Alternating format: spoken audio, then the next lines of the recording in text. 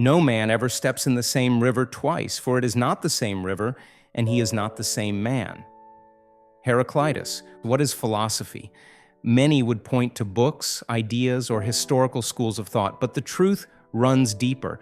Philosophy is not a static archive of conclusions. It is a living process, a relentless act of questioning. It is not a subject, but a way of seeing. The word philosophy as a noun falls short. It is the verb to philosophize that holds power. Philosophy is not something we have, but something we do. To philosophize is to peel back the veil on knowledge itself. Not just to ask what we know, but to question the very act of knowing. The beauty of philosophy lies in its ability to transcend the boundaries of any one field. There is philosophy of art, of science, of law, of ethics, but not art of philosophy nor science of philosophy. Philosophy is the lens through which all other disciplines are viewed and evaluated. It is not bound by one method, nor does it claim a monopoly on truth. It is freedom of inquiry, anchored in reason, yet unshackled from dogma. Philosophical thought dares to rise above details to look at the big picture. It seeks not isolated facts, but context. The web of relationships, the observer's bias, the deeper structures behind appearances. At its core, philosophy is analytical and integrative. It challenges, connects, and reimagines. It sparks innovation in science, reshapes morality, and reinvigorates the arts. But its power doesn't stop at progress. It also dismantles illusions. Philosophy is as much about creation as it is about destruction. It pries us away from comfortable falsehoods, exposing beliefs we didn't even realize we held. In this ever-turning dance between doubt and discovery, the philosophical spirit refuses to rest. It questions the answers and answers the questions with better ones. It is not content with surface truths. It digs deeper, burns brighter, and pulls us into the fire. To trace this fire to one of its earliest flames, we must return to ancient Ionia, to the enigmatic figure of Heraclitus of Ephesus. Emerging from a time torn by war and political upheaval, Heraclitus stood apart. Neither mystic nor mere rationalist, he was both seer and philosopher. Unlike his predecessors, he wrote not in verse but in terse, paradoxical prose. His thoughts flickered like fire, elusive, radiant, and capable of both destruction and renewal. Most of his work has been lost to time, but the fragments that remain still burn with a strange intensity. Though scattered and difficult to interpret, they form a worldview as radical today as it was then. Heraclitus saw a world in constant motion, where nothing stays the same and all is flux. For him, stability was an illusion, permanence a myth. The universe, he claimed, is fire, a symbol not of destruction alone, but of ongoing transformation. Everything is born through conflict, and everything dies into something else. No object endures. It is only a moment in the combustion of being. Even the soul, even identity, is but a swirl within the flame. In his eyes, what we take as solid is a process, and what we see as chaos is a hidden order. This order, however, is not the kind the masses could understand. Heraclitus had no patience for popular opinion, religious superstition, or poetic fantasy. He ridiculed the people of Ephesus and mocked their democratic leanings. He reserved particular disdain for those who, in their hunger for comfort, turned to false gods and crude rituals. For Heraclitus, most people slept through life, feeding their bodies while starving their minds.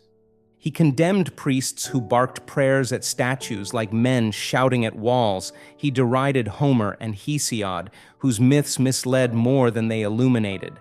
The divine, in Heraclitus's eyes, was not a collection of temperamental beings. It was a cosmic logic, a law beneath all change. But unlike later thinkers, Heraclitus did not envision a final harmony, a paradise, or an end to strife. He saw the divine not as peace, but as fire, ever-consuming, ever-birthing. The world, he taught, is shaped by the clash of opposites.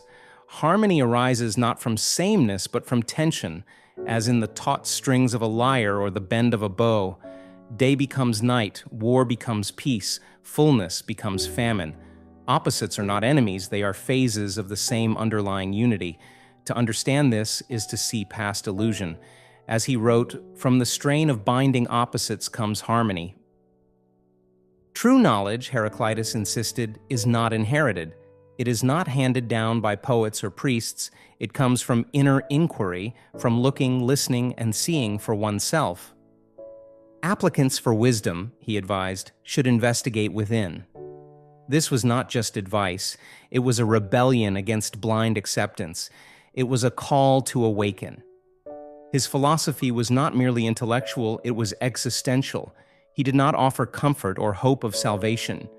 He offered a mirror to reality, even if the reflection was unsettling. In Heraclitus's world, change is not a deviation. It is the nature of existence. Nothing is, everything is becoming.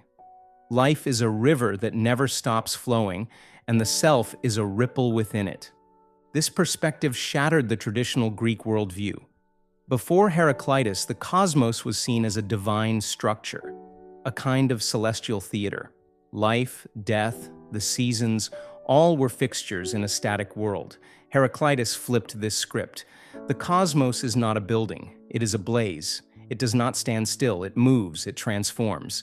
And we are part of that burning, whether we like it or not. And yet, despite this eternal motion, Heraclitus believed in a cosmic law, a divine intelligence that guides the chaos. He hinted that justice and injustice are perspectives shaped by limited minds.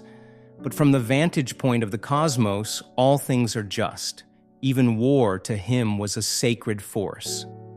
War is the father of all, he declared, not out of cruelty, but recognition. Without strife, there is no growth. Without contrast, no clarity. This worldview influenced countless thinkers. Karl Popper in the 20th century saw Heraclitus as the originator of historicism, the idea that history unfolds according to some deep, inexorable law. From Plato to Hegel to Marx, the idea of progress driven by conflict can be traced back to Heraclitus. Yet unlike Marx or religious eschatologies, Heraclitus foresaw no final peace, no utopia. The fire never ends. There is no climax, only becoming. Centuries later, Nietzsche would echo Heraclitus in his vision of eternal recurrence, the idea that all things repeat in endless cycles. To Nietzsche, the cosmos was not a story with a moral, but an endless performance of power, transformation, and return. This world is the will to power, and nothing besides, he wrote. Even modern science, unwittingly or not, aligns with the Heraclitean view. What we once thought solid, we now know to be energy. Matter is movement. Reality is process.